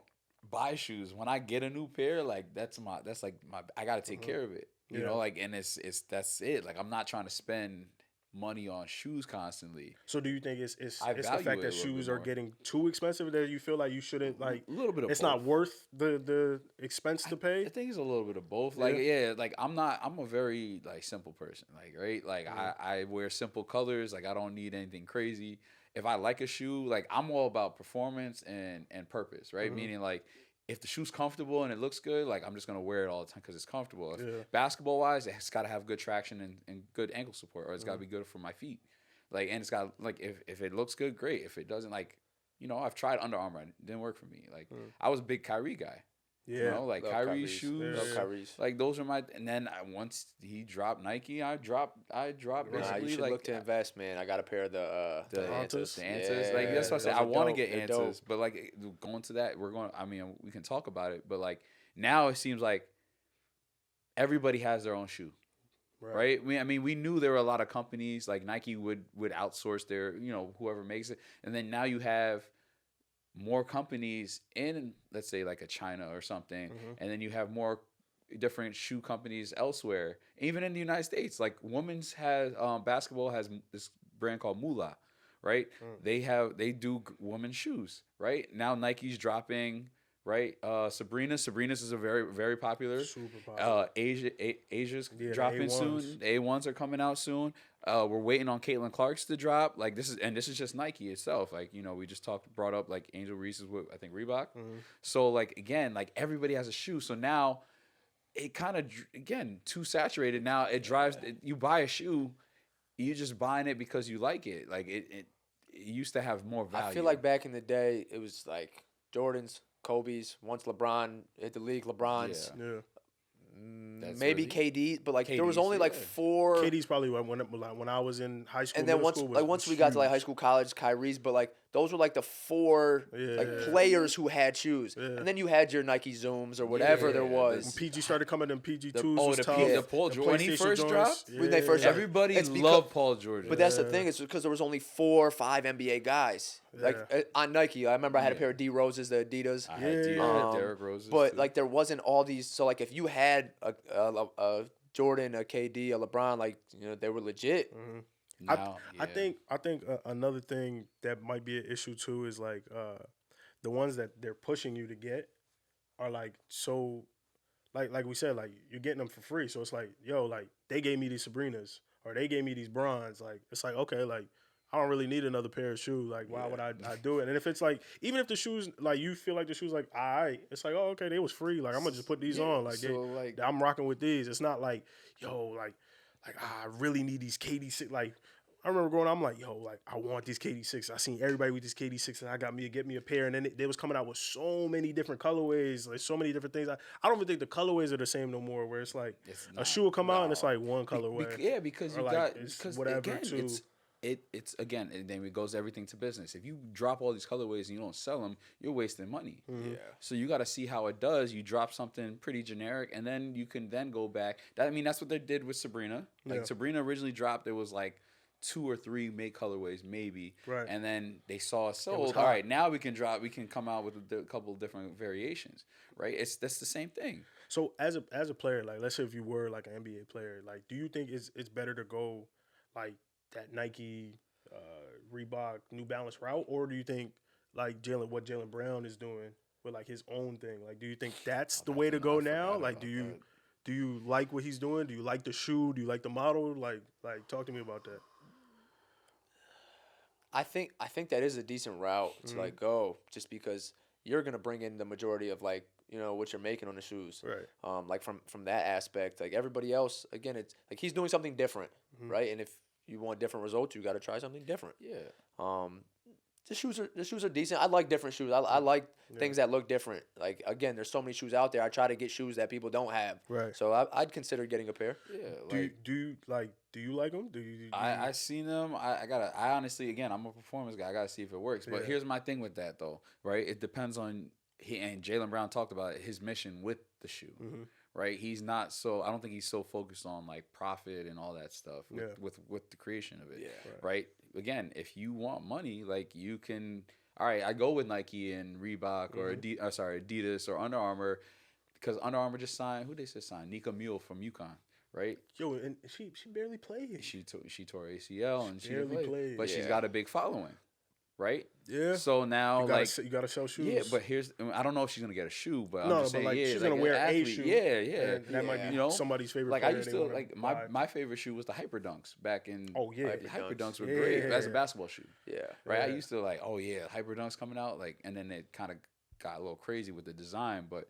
What I'm going with this is just like, what do you want? If you want money and stuff, like you can go with the Nike and maybe get stock options or whatever it may be, like just so there's more profit coming in, but they may take more off of your sales. I mean, for me, like when I'm training, it's different. I don't care how they feel. I just care how they look. I want to, match the outfit. Have some colorful shoes. Just look a little different. But like if I'm playing, they have to be comfortable. Like I would never just go out and buy a pair of Jokic's online, because if they come in and they don't feel good, they don't fit right, like I can't just play in those. Yeah. I know, like, I love playing in Kobe's, right? So I'm gonna play in Kobe's all the time. Like it has to be for comfort, right? Like looks don't matter as much when you're. It's crazy you say that, because I think that's another reason why some of the shoes aren't doing so well either, is because everybody hoops in the shoe that they feel comfortable with, and like most of those shoes are the shoes from when. Like back then, where like the Kobe 8s, the Kobe 6s, the Kobe Kobe's feel the best to play. Like so people are hooping in old stuff. Like I know it's so funny. Like UNC's a Jordan school, and they make the kids not wear retros. You can't wear retros. You have to wear the Team Jordans. The only person I think ever to wear retros, I think, was Theo Pinson. Okay, he wore 11s all the time. Yeah. And then I think one game or one practice, they told him, yo, bro, come on, like you got to put some different stuff on. He rolled his ankle. He came back and he was like, bro, I'm never wearing what's it called again? I'm only wearing retros. And he's wore 11s his entire career. 11s are decent, but most retros aren't meant to play basketball, and they're meant for casual That's the crazy wear. part. That's the crazy part. I played in a couple pairs, and like unless they feel right for you, like I played in like some old, like when they first came out, like the old 12s, the Bred 12s. Like a pair of 14s, but like now they're coming out bulkier. Yeah, like they don't. Like, they're made for street wear. They're made for street wear. But kids are still wearing them. So like because they want to look good. Again, I would always go back to Kobe's. LeBron's have always been a little bit bulkier for me too. So I always go back to Kobe's, Kyrie's, KD's, because they're light. They feel like they're comfortable, and you can move in them. So here I want to list something first, but I want to comment. So you like wearing them because you want to look good. It look fly. Look good, feel good, play good. There you go, right? So think about that. Now these kids, I think the purpose behind looking good is to show off on social. So I think there's a different purpose. I mean, you are right. I don't think it's not. See that a lot. Know what I'm saying? Like, but I wanted to list. Just think about all the brands, right? So we got Nike. Yep. Got Adidas. You got Under Armour. Your big three, right? Then you have Puma. You have New Balance. You got Jaylen Brown 741s. Then you got Jokic and Aaron Gordon 361. You got Rigger with Austin Reeves. You got Peak. You got Li Ning. You got Way of Wades, right? You got the Moolah brand for women. Like, you see how many I'm listing? Like, the market is saturated, and then that's what I'm saying. It's just like, why are we like this? Shouldn't. I don't even know. Again, like back in the day when I played high school, Jordan. It was under Nike. I'm pretty sure like we were trying to get team shoes. Coach came to us with a Nike catalog. That was it. There wasn't 20 different brands to pick from. 1,000 different shoes. Or it was that, a Nike that catalog. East Bay catalog. Yes, the East Bay catalog with. Yeah. He said you have these 2 options. Those 2 Nike shoes. And then it was either team color or Yep. black. Yep. There was no like, oh, I got the Venice Beach. I got Yeah. the like. I think kids have so much like freedom and creativity that it almost like it's almost too much that they can't corner. And I don't want to say corner the market, but like they can't like narrow down and be like, yo, like these are the new shoes that we're dropping. These shoes are actually really good. And it actually doesn't matter if the players are wearing them because like they just gonna wear whatever they think is cool or whatever anyway. Just want to throw this out there. You know, I was trying. You know, I was trying to make No Dad also like a brand because I don't know if you remember. The No Dad shoes. Yeah, the No Dad. I have 2 pairs of No Dad shoes that I tried to make. You have No Dad shoes. I have No Dad shoes. Exclusive. It was high exclusive. top or low You top. forgot to add No One Dad was to high. that. One was high top. One was low top. Yep. So I tried to throw. You know, I was thinking about making a shoe. I tried to get a pair, but Yo, I wasn't on the clearly, list. Clearly, I'm a hoe because I didn't even know about it. You know what I'm saying? This I was didn't back even- when he was out in. I was up in Yeah. you know, but I was like, yo, I'd want to make a shoe because I crazy. wanted to. Like again, like Chris Brickley as a player, he's with Puma. They gave him a shoe, so I was like, all right, what if I'm not a player, I'm not big time, like, but I want something. Just say like this is dope. This is something I helped create, and then, you know, but it's expensive. That's the issue, right? So like the MOQs for it was like you got to make 1,000 shoes, and that's gonna cost me, you know, $20,000+ or maybe a little less than that. If I can't sell that at a profit, so I got to sell the shoe at 100 and something. Right. But that's just me being a small business owner. Right. Yeah. Compared to like Nike and them, they got money, so they have the marketing power. They can find someone who can make the shoe cheaper, or like you go for quality. That's why you have a couple of those shoes that are like $200, $250 because there's more to the shoe that's supposed to make it better for you. Yeah. So I got one. So like I always like think about like back when I played and like certain games or whatever, but something I don't think people remember or like think about is like the shoes you was wearing or like when you got a shoe, like the feeling you got. Like talk about a shoe that like you had a really good game in, or like a shoe that like you remember you got and you were like, oh my gosh, like this the one. Like it could be a walk around shoe or it could be a hoop shoe. Like just tell me about a memory you had like with a shoe. I mean, so I think it was my senior year. We were playing. It was like a summer league, fall league, but we were playing Manchester. You know, we were going to East Hartford. They were our rivals, and I took my brother's. I forget what they're called. White and green 14s. Okay. I don't think is it Money Greens or something like that? Yeah, something like that. Yeah, I took him from his closet. You know, it was the first time I ever played in 14s, but like I remember he was balling them, and he said they felt great. So I took him from his closet. You know, I went out, played a summer league game in it. We won a championship. I felt great. That was probably one of like my not earliest memories, but like I have a terrible memory. So like one of my like best memories from high school wearing shoes. Word. Yeah. And then was it like how much older is your brother? 5 years older than me. Oh, so y'all still fit the same shoe, or was it too big? No, we still fit the same. Oh, okay. Damn. I got 2. Right, one was I got 3. Like, and one's positive, one's all right. So I'll start with the first positive. So 8th grade, right? I grew up. It wasn't like I had to have shoes, but like this was the first year my parents agreed that I can get a game shoes and a practice shoes. Ooh. So like I was just like, oh my god, this is tough. new. That's Like tough. because That's because we had a talk. Like this is when 8th grade was like, all right, I do want to take Seriously. basketball serious, and I don't want to wear out this one shoe. So I got the practice shoe were some Sean Johns. Nah. Jay-Z shoes. Yeah. For real? Yeah. I swear he What had a color basketball were they? shoe. They were gray. That's what's up. But my main shoes were, Vince Carter had a Nike. The shock joints? Yeah, the shock joints. Yeah. Yo, you know. Come on, son. Oh, I got- so I thought I was gonna be able to jump high off of it. That's why I was like, get out of here. I got to take that back. My favorite basketball like shoe memory. I was probably like 4th or 5th grade. I was playing AAU. I forget. I couldn't tell you what the team was because it was like a random team. They picked me up for like a couple tournaments, but they were giving everybody shoes, right? Damn. But hold on, they were giving everybody shoes. These were definitely like one of my favorite hoop shoes. I was in 5th grade, probably like 11 years old. Give me a pair of Starberries. oh, I They never got them. Yo, they were white, forgot white about that. with a Right. little, with a N1. little We bit forgot of N1 yeah, shoes, little my bit bad. of N1 little was bit of tough. little bit of blue, a little bit of orange. Yeah, I wore those things everywhere. I was like, fuck it. Believe it. Yeah. So then they ripped, right? Oh, We had through the ground. Yeah. So then this is where I want to go with those my are my next, favorite hoop shoes for the longest. my next story was, I think this was my sophomore, junior year of high school. So my parents would get me a game shoe, practice shoe. So I got a practice shoe. They just get whatever. Like it was on sale, $40. Yeah, It was- whatever. Yeah, like I Yeah. got it. It was Under Armour. This was before Under Armour Was hot. They were football, straight football. Yeah. They were starting to dabble in basketball. First practice, pulled the Zion Straight Oh, through. man. straight through. Damn, what you was like making a cut or something? Or Yeah, like, I made a move and it just. I was like, nah, ma, like this, you gotta return this. Like That's this wild. so that was another story. Like I remember, like these are shoe memories that I had. Yeah. And then a most recent was when I went to China as a trainer. Yeah. They gave me Li Nings. I opened I didn't know about Li Ning. Oh, Right. CJ McCollum's on Li Ning. I forgot Yeah, about that. yeah. And they had some really good. I'm like, yo, Li Ning definitely would compete with Nike, and that's why Dwayne Wade is what he's with them. but he's his own. But Jordan. he's Weird, a yeah. Jordan. He's a Nike and Jordan. So He's a that's Curry. Because Curry brand. Curry now. brand now. My fault. Yeah, But like yeah. again, like so that's where. And China loves basketball, like loves basketball. So like it just makes sense. Everybody buys. Like, Yeah, that's crazy. I forgot about Curry's. I had a pair of Curry's a couple years ago. Those are actually one of the comfiest shoes I've ever played in. which Yeah. do you know what number? The ones.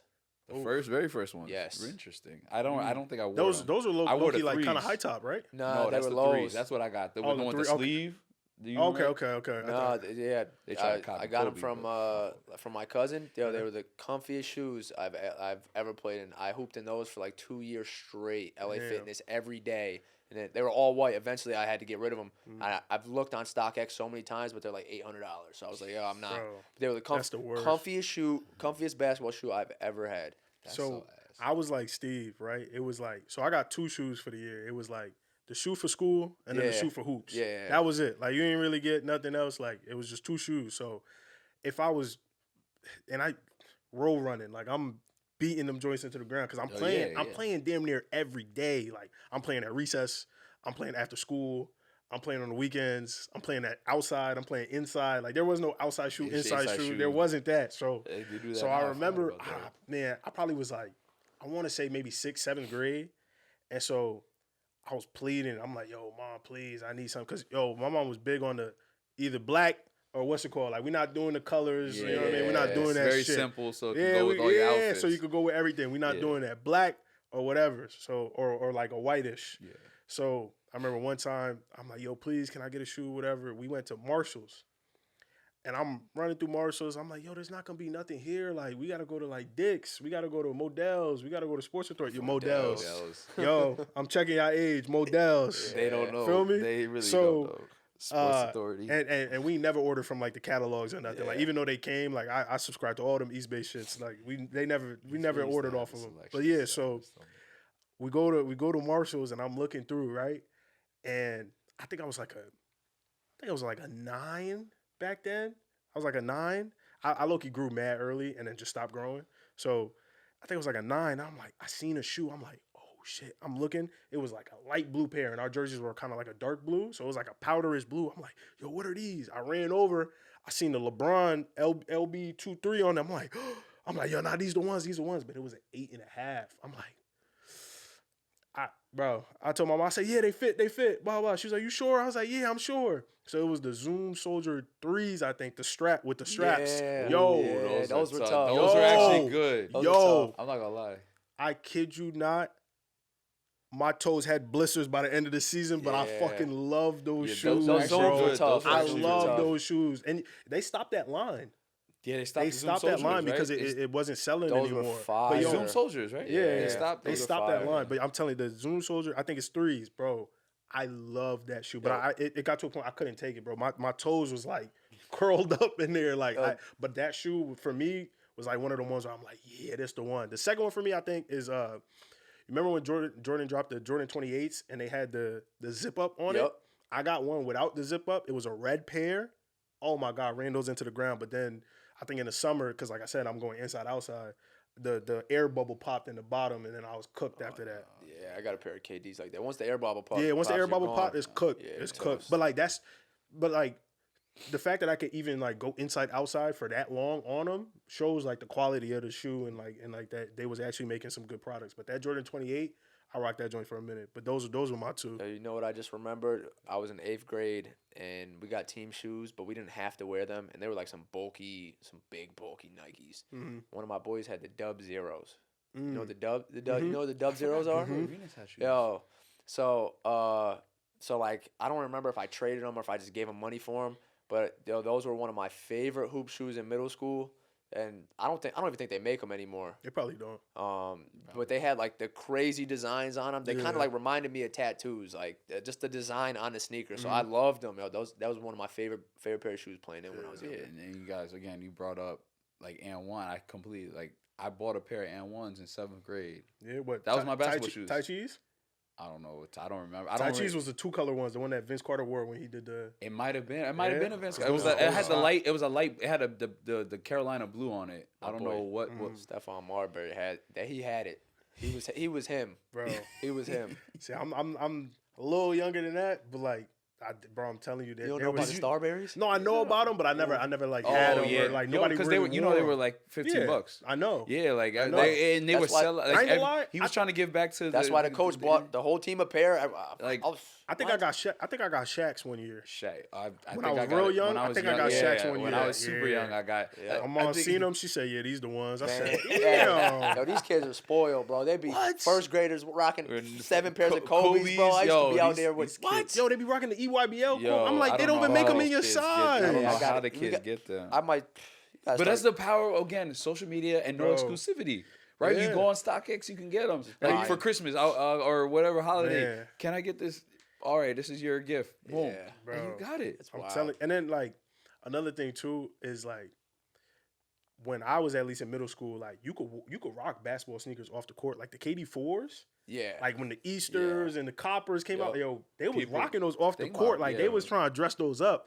Nowadays I they still got really the just Easters. basketball sneakers. Like Yeah. that. That's, Yeah, I still that's got the crazy. Easters. I wanted KD4s so bad. I never had KD4s. I had. They just came out with a couple pairs. Yeah, I know. just got the blue ones. And I've been trying to relax now that I'm an adult and like I got my own money. it You don't- know what I it mean? don't- Because that like don't I be happen, trying to bro. like heal my inner child and get all the shoes I couldn't get. I know you see But those like- 4s that are dropping in a couple weeks. Bro. Yeah, that's what I'm saying. I be See, trying to I don't- relax, bro. Yo, yeah, see, I don't even pay attention to these. I Hate picked 'em. up the 5s. Yeah. And then I seen like it was like a shock drop of the 3s. I picked up the 3s. I just got the 12s. And it's just I had to like get the I'm like, yo, 12s. I gotta chill, but like it really do like it make me, and I'm not that old, but like it made me feel like a kid again when I was like, damn, like I really wanted it. Like the first shoe I ever bought with my own money was the Laney 5s, and I want to say like either Fire. eighth to ninth grade. Laney 5s was my first shoe. I don't know After what that, these shoes are. and yo, I've been working. I've been working since like 14. Like I always had a job. Like I always had my own money, but my parents never really let me like spend it on myself. And that's another thing. I feel like kids aren't spending their own money, so it's like whatever. Yeah. But like, so I was spending my own money because my mom was like, Yeah. "Bro, I'm not buying you Yeah. those." Yeah. I bought the Laney 5s. Then after that, I bought the low Concord 11s. Yep. And then after that, it was the Bordeaux 7s. Those three Bordeaux, was my rotation. of That's course, it. of Those was course. my rotation. Right now, my shit's running to the ground. If you got a pair, hit me up, 10 and a half. You know what I'm saying? But What, the Bordeaux? yeah. I got you.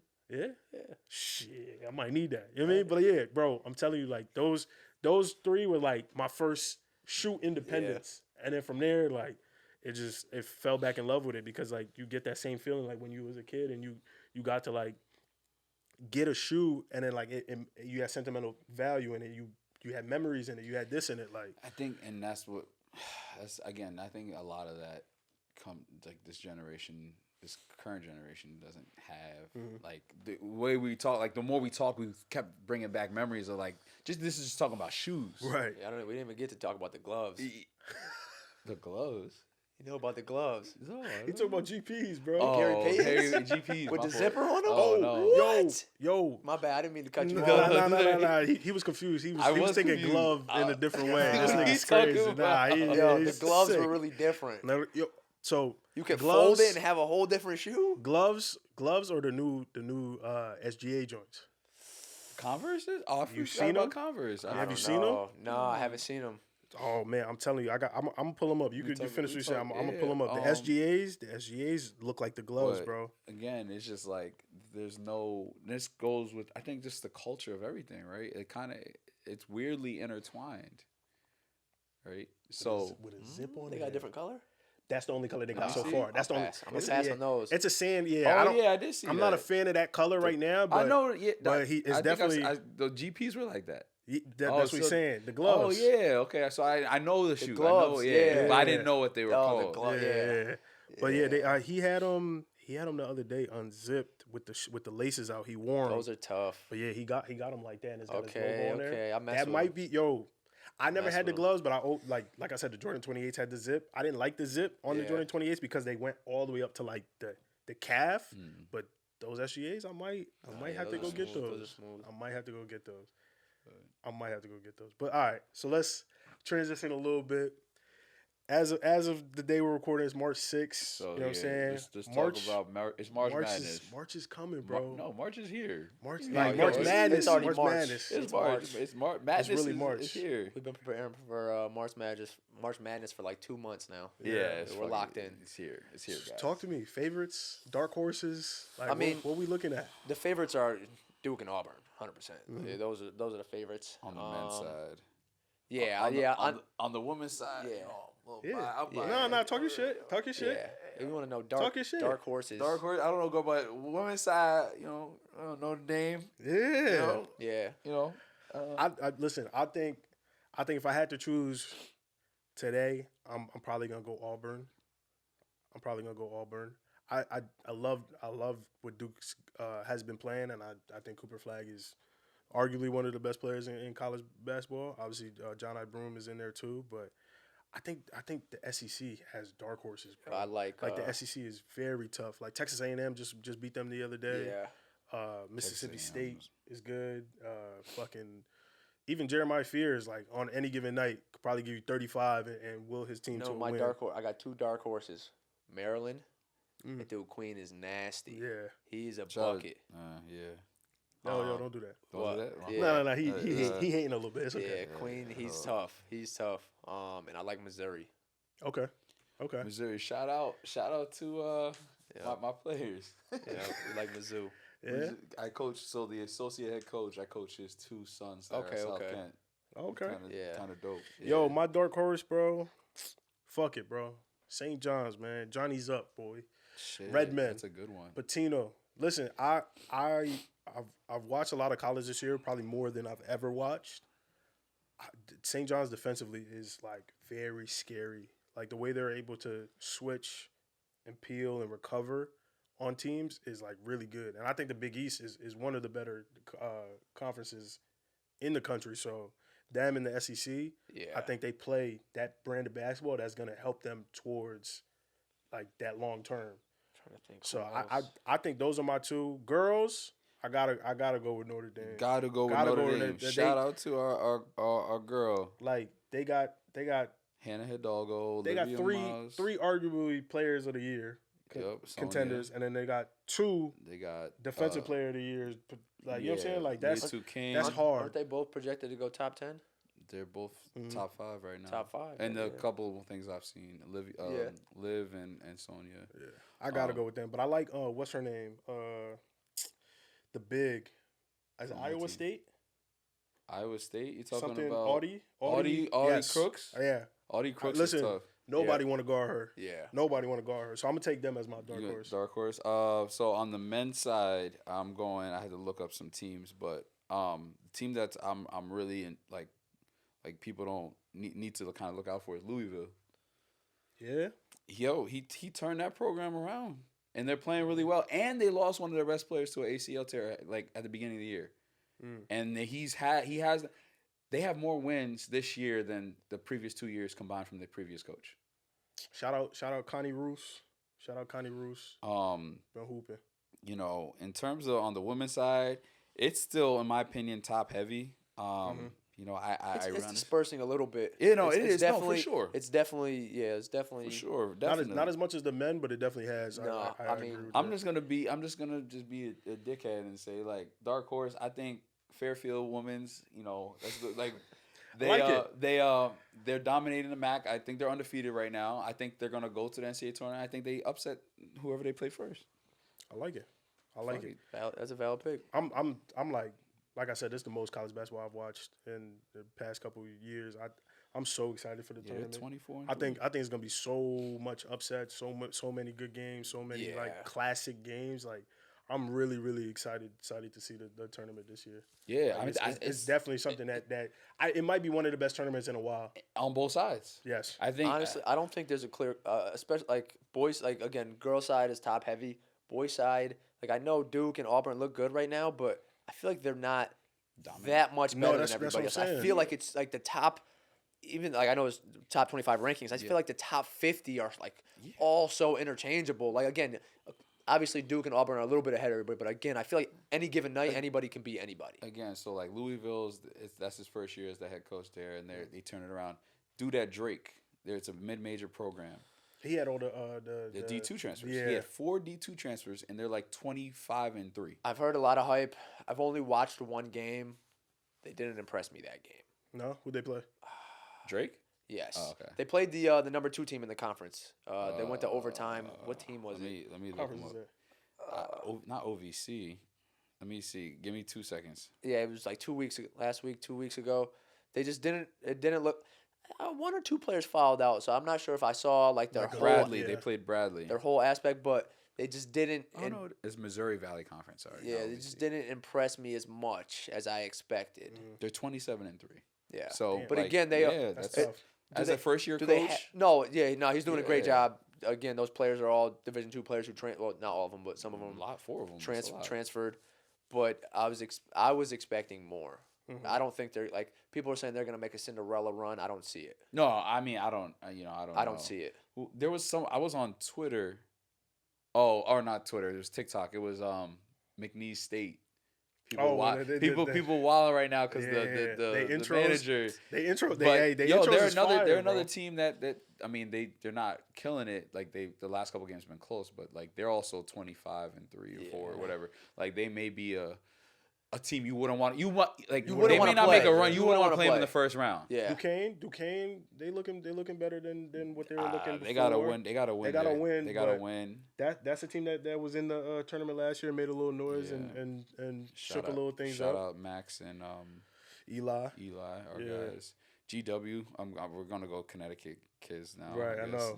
But like, that's what I'm saying. And I think that's why I'm so like excited for college basketball is because like so many of the players that like been watching for a while now are like there where it's like I feel more invested, and even when they leave, like I'll probably still stay invested, but like this has really like attached me to college basketball more, like because like when I was at St. John's, like I loved college basketball. Like we had Tariq Owens, we had Shamori Pons, we had Marcus Levette, we had Bashir Ahmed. Like the teams were good, but then like as I kind of like graduated, like the teams kind of like fell off. So like it lost that love. But then when UConn started, progressing and being good again, I'm like, oh okay, like this is bringing me back into college basketball. But obviously, like I'm St. John's fan at heart. Like that's me. I'm a Johnny. Like you know what I mean. Yeah. But UConn by proximity, like I'm always Connecticut versus everybody. I'm always root for Connecticut. But seeing St. John's good again.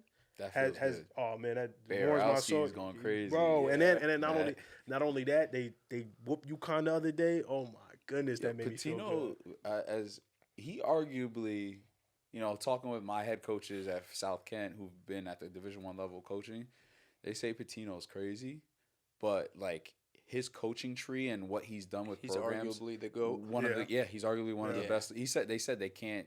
You can't deny it. You can't deny that. Yeah. He's one of the I best. can see it. They said he got the Chris Paul effect in college. Yeah. Like, I mean, when you wherever he go, he wins. When you do stuff like that, you can't not be in the conversation. Yeah, he's turned every program. He's turned around after 1 year. And I think it's insane. He's the only coach that has 5 Division I teams, first place. Well, that's the titles. thing, to do it with that many different teams, and like different levels. It works. More impressive than he did that with. I'm not knocking anybody, but like. Yeah. All these big time coaches like Coach K, Gino, they're doing stuff with that one team, which is super impressive. And they always get recruits. Yes, but to go to 5 different schools and do that is crazy. I know 2. So obviously he started at Boston University. He did that there. I know Iona. Yep. Louisville. Yep. He did it now with St. John's. Who am I missing? I'm missing one other team. There's one in the middle. There was one more I'm missing. There's one other team. Kentucky. Yeah, Kentucky. You're right. Kentucky. Yeah, he turned Kentucky around. Okay. He's an old guy. old school Italian mob boss type. You know what I mean? Yeah, Do you think he's adapted over the years, or do you think his style was so progressive, or it was just it works? Like, what is, because we talked about coaches and adapting and stuff like that. Mm-hmm. He's literally, what was that, like 3 generations of basketball? Yeah.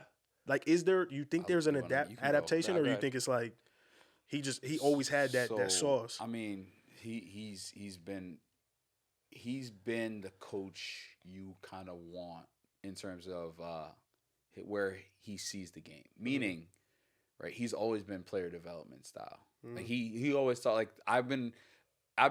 since he's been like in the press more, I've been watching that thing on Vice whatever. Yeah. And he always talks about player development. Chris Brickley, obviously one of the biggest player development coaches in the world. Yeah. He said that's what his focus was, like in terms of the Louisville connection. Louisville, just Louisville. people that don't know, Chris Brickley was at Louisville and Pitino was coaching. And again, he takes care of his people. Yeah. That's another thing. Like if you look at his coaching tree again, he helps his assistant coaches get good head coaching jobs, and he hooked up Brickley in a college job right after he was done. And then that led to him down his career. So like he takes care of people, but again, it's the player development style that really transpires everything, because he focuses on development, and then he teaches them life lessons and being tough. Right. And that translates. No, I have a complete separate question. I just want to make sure we're So okay, that kind of ties to Patino, but Okay. go ahead. What do you want to ask me? so I want to say that because he was on a podcast and he made a comment basically saying like, yo, if you're a high school kid, like I'm not recruiting you, bro. Yes. I want guys that have been there 2-3 years. I want guys, because that's what's gonna help me win. If you're a kid, Oh my bad. No, go ahead. if you're a kid, and I know I'm asking another question, but like as a kid, like would you still want to be like, bro, like, nah, I want to, like, you know what I mean? I He wanna play understands. for I want to Pitino. play for bro. So, but Even though he's saying, I don't want y'all So little then maybe kids. you'd have to go somewhere for a year, get some experience, and then go play. If he's not recruiting high school kids, you think he's just to gonna finish his sentence, he said this year for this coming recruiting class. Well, yeah. So again, so he's not But disqualifying. think about it this way, though. If he's just moving up, what's it called? So there's no room for a high when- school kid. So you know when he got in trouble, right? There could be potentially be next year or the year. It depends on the year. Depends on what he needs, how many players he needs. It but could. if the portal's still alive, there's no reason It to. could vary though. It could. I think that's what Steve's saying. Yeah, if he I if hear he you, falls in I hear love with you. a kid, If he sees and a kid that he think, really likes, or like takes to, you don't know. You never Yeah. know. I'm not saying it's a high probability of that happening. No, but again, going back to what he did, he got kicked out or suspended, whatever you want to call it, blacklisted. So he went overseas. He coached the Olympiacos, which is a EuroLeague franchise, or what do you want to call it? What is that, Greece? It's Greece, Yeah, correct. Feel me? So the reason why I bring this up is just because now the transfer portal is essentially the European style play, meaning you get 1-year contracts. Yeah. And if you don't like what's going on, I'm going to find somebody else. Yeah. So, and he revamped their up. They went from, being mid-pack or lower pack to being back at the top of the EuroLeague. And he said it last year too when he was like, I got the wrong guys. This was my fault. Like I ain't had the right personnel mix. out there. Yeah. So he knows how to mesh things together. He's been around. That's experience. So you think so to go back to the question, it's Sorry. basically he's no. He knows how to mesh things together, and that's why he survives. He's so well. very good at being able to find the pieces he needs and make it To work. play that, yeah. And Okay. play away his style. Yeah. And that's what, and this goes back to, again, to a previous conversation we had earlier in the podcast, was he brings in players that can play to his style. Right. And then he adjusts on, all right, this needs a little bit of player development on this. He needs to work on his finishing here because we need him to do this. Right. There's pieces he's able to put together. A lot of coaches try to either force things on them Force or kids to limit do stuff, limit them. To do limit stuff. them. So that's my next question, right? So I was having a debate with a couple guys. At the middle school level, middle school level, college level. We'll leave out high school for right now. Do you think it's a coach's job but do you think a coach should instill confidence in their kids, in their players?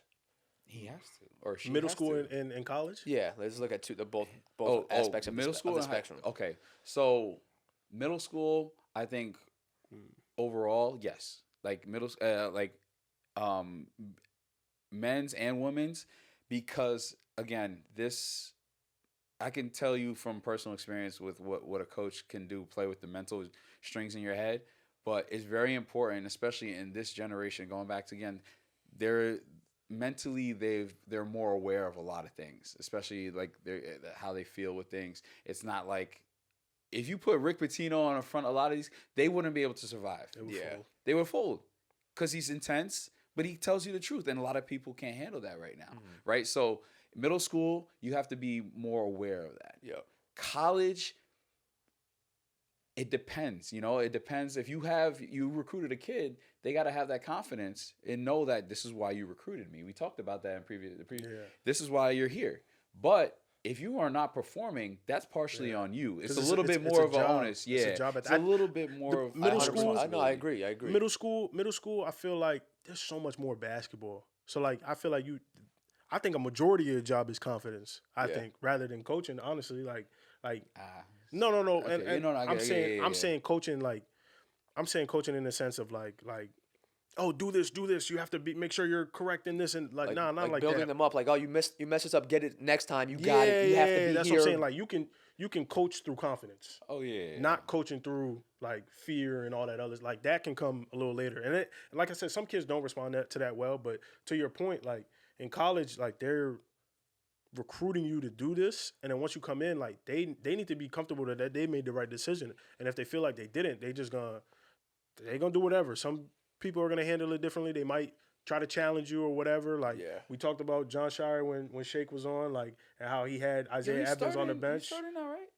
Oh, he started 2 games ago. He might have. I don't know, but off the bench he's been amazing. Isaiah Evans has been amazing off the bench. But that was like maybe that was something he had to go through, and that was John Shire's approach to him on like, yo, like you a 5-star, you was McDonald's All-American, like let's humble you a little bit, let's sit you down, whatever. We don't know what's going on behind the scenes, but maybe that was his tactic, and maybe that forced him to even like become even better. Yeah, so, I think that might just be again like a humbling like situation. Again, I mean, if you're getting on a college floor at that level, your coach has to have confidence in you. right. You know what I'm saying? Like they can't not think you're a good player if they're going to put you on the floor in a college game. I don't think they recruit you if they didn't. 100%. So I like at the college level, like you don't have to instill confidence. You should have confidence. Right. If you don't have confidence and you're playing Division I basketball, there's a problem. That But in middle school basketball, if you're coaching through fear and yelling at the kids, again, like they're just 9 times out of 10 they're just gonna fold. Yeah, you know what I'm saying? Like they're not gonna be able to perform. They're not gonna do well. They're not gonna be able to adjust.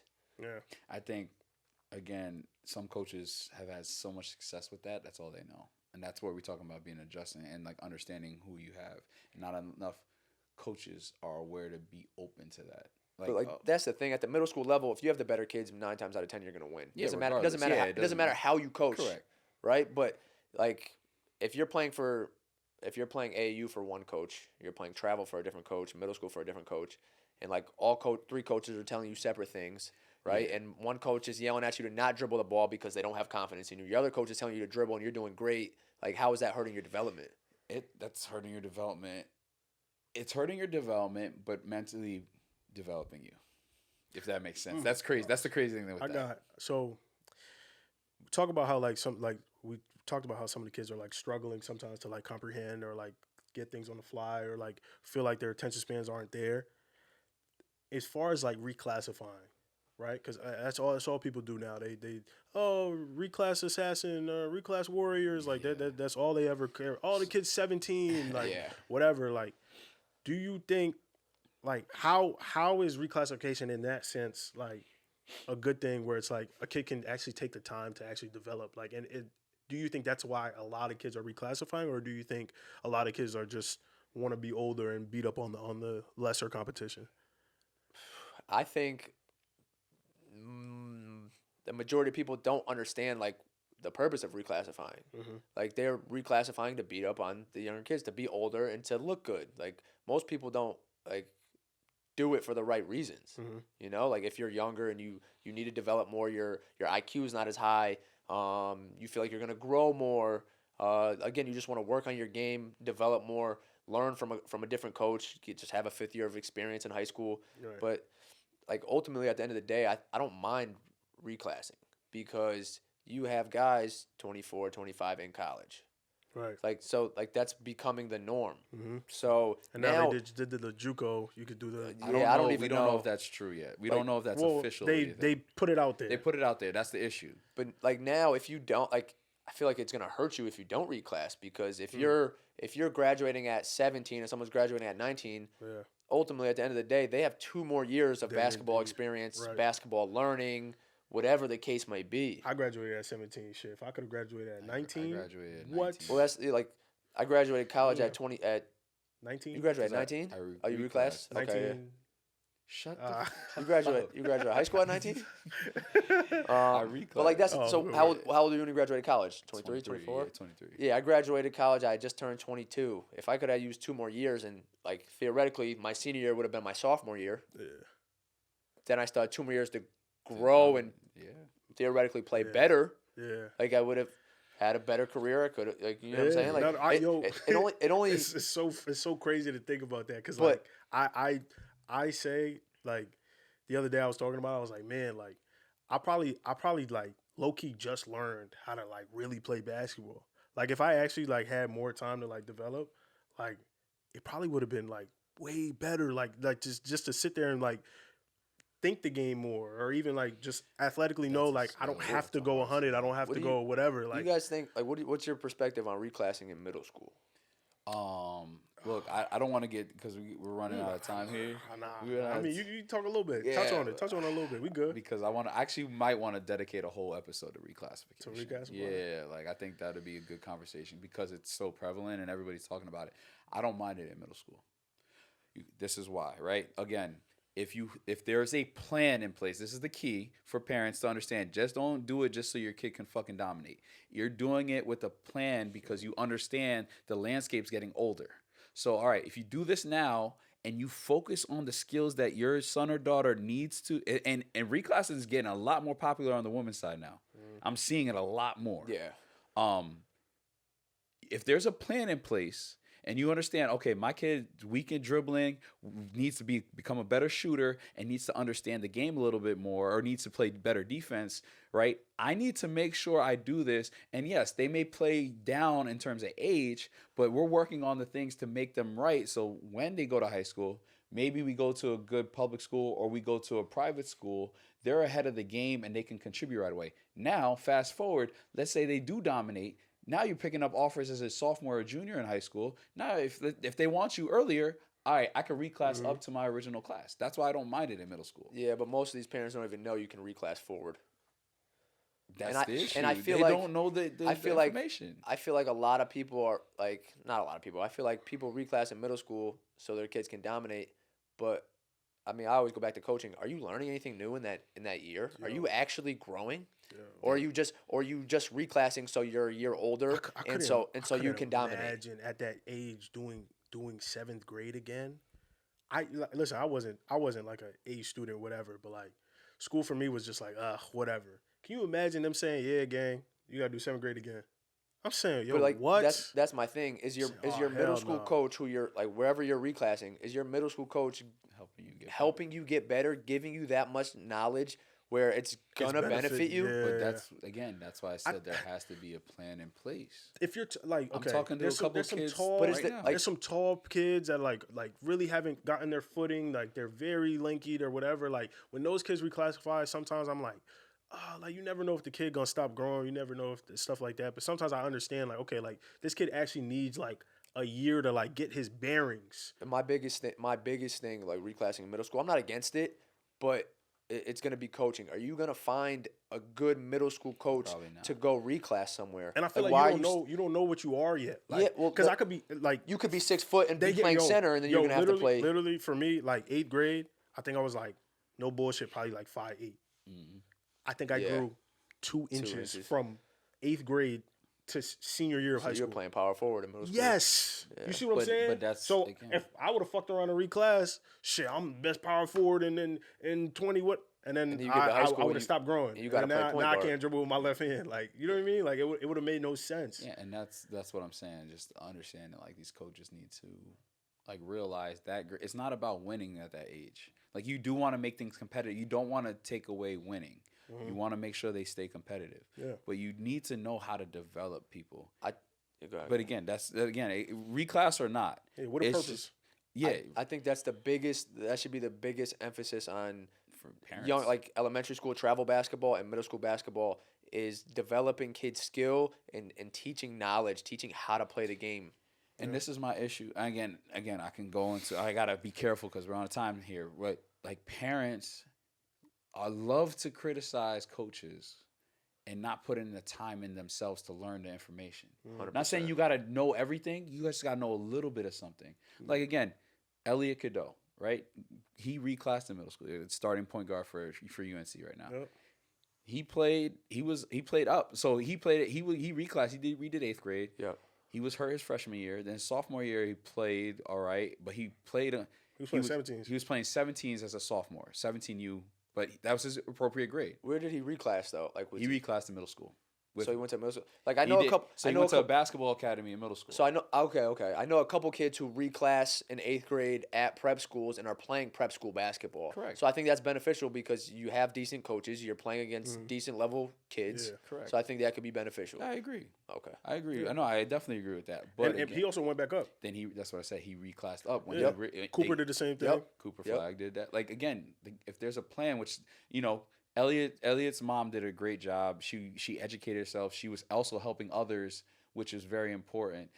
Cooper's mom and dad played. I think dad played. They both. I know the mom played basketball. Yeah, I think Dad did too. So they understood the landscape. AJ just did it. AJ Daban. He was supposed to be 26. He went back up to 25. And he said like in an interview with Made Hoops, he was talking like, yeah, like when he was playing and he was on the Made Hoop circuit, like he really struggled and he felt like his body was developing, but his game wasn't. So he needed to go back down in order to get those skills in order to do that. So like when it's obviously there's always a good, there's always a bad. He was self-aware. Like at that age, that's rare. Yeah. Right. If you have that, but we don't have a lot of kids that. Not everybody possess that, but again, that also his parents are very educated in terms of the process. I think the call to action here is if parents want to do this, they need to spend time and do the research on what they're doing, right? Yeah. Making sure if my son or daughter is in 7th grade or 8th grade and we want them to redo it, maybe we wait till 8th grade, then they redo 8th grade at the private school and then they can play up. Yeah. And then you play AAU where